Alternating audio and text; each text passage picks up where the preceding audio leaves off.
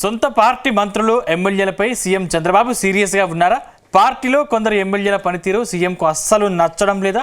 MLA పదవులను non సీరియస్గా తీసుకుంటున్న ఎమ్మెల్యేలు ఎవరు? ఈ జాబితాలో కొందరు మంత్రులు కూడా ఉన్నారా? ఇంతకీ ఎవరా నేతలు? ఏంటా స్టోరీ?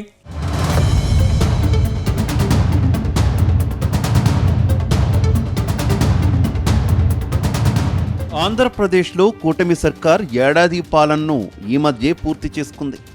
ఏడాది పాలన సక్సెస్ కావడంతో సీఎం చంద్రబాబు కొందరు మంత్రులు ఎమ్మెల్యేల పనితీరుపై తీవ్ర అసంతృప్తితో ఉన్నట్టు తెలుస్తోంది. ఇందులో నాన్ సీరియస్ ఎమ్మెల్యేల లిస్టును రెడీ చేస్తున్నట్టు సమాచారం. ప్రజా సమస్యలు, పార్టీ పనులు, ఎమ్మెల్యేగా బాధ్యతల నిర్వహణ విషయంలో సీరియస్నెస్ లేకుండా సొంత పనులతో పాటు ఉల్లాసంగా ఉత్సాహంగా గడపడానికి అలవాటు పడిన వారికి ముందస్తుగా హెచ్చరికలు జారీ చేస్తున్నారు. జూలై 2వ తేదీ నుంచి తెలుగుదేశం పార్టీ నిర్వహించనున్న ఏడాది పాలనా విజయాల ప్రచార కార్యక్రమంపై చంద్రబాబు ప్రత్యేక సమావేశం పెట్టారు. కానీ ఈ సమావేశానికి 15 మంది ఎమ్మెల్యేలు హాజరు కాలేదు. మొత్తం ఆహ్వానించిన వారిలో 50 మంది రాకపోవడం చర్చనీయాంశంగా మారింది.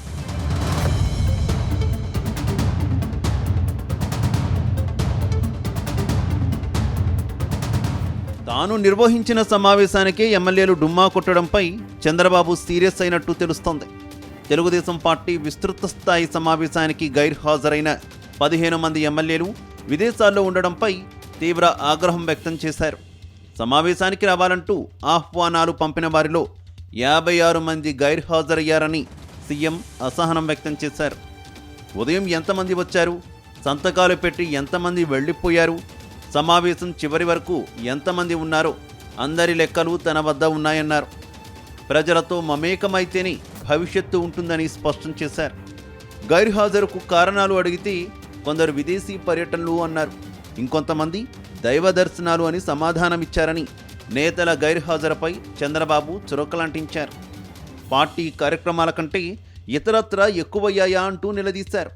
దేవాలయ సందర్శనలు మరో రోజు పెట్టుకోవచ్చు కదా అంటూ అభిప్రాయపడ్డారు. తరచూ విదేశీ పర్యటనలు పెట్టుకునేవారు ఇక ఫారంలోనే ఉండడం మంచిది అంటూ హితవు పలికారు.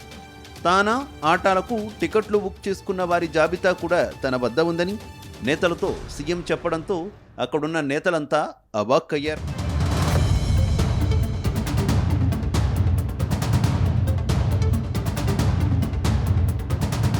మరోవైపు కొందరు మంత్రుల పనితీరుపై సీఎం చంద్రబాబు గుస్స మీద ఉన్నట్టు తెలుస్తోంది. ప్రస్తుతం చంద్రబాబు కేబినెట్లో 3 మహిళా మంత్రులు ఉన్నారు.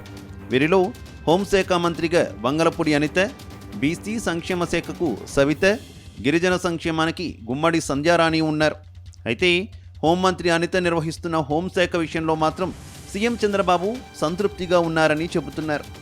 ప్రస్తుతం ప్రతిపక్షాల విమర్శలను వ్యూహాత్మకంగా ఎదుర్కొని బాధ్యతాయుతంగా వ్యవహరించిన ఆమె తీరుపై ముఖ్యమంత్రి అభినందన వ్యక్తం చేసినట్టు తెలుస్తోంది.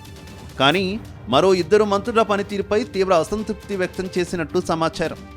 ఇక బీసీ సంక్షేమ శాఖ మంత్రి సవిత సొంత నియోజకవర్గంలో రాజకీయ సంక్షోభాన్ని సమర్థవంతంగా ఎదుర్కోవడంలో కొంత వెనకబడి ఉన్నారని తెలుస్తోంది. ముఖ్యంగా పార్టీలో అంతర్గత విభేదాలను నియంత్రించలేకపోవడం, కొన్ని రాజకీయ విభేదాలను పరిష్కరించడంలో తనదైన శైలి చూపించలేకపోవడం పార్టీకి చిన్న ఇబ్బందిగా మారినట్టు తెలుస్తోంది. మరోవైపు గుమ్మడి సంధ్యారాణి పనితీరు కూడా ఏమాత్రం బాగోలేదని తేలిందట. దాంతో ఆమె పనితీరును మెరుగుపరుచుకోవాలని ఆదేశించినట్టు తెలుస్తోంది.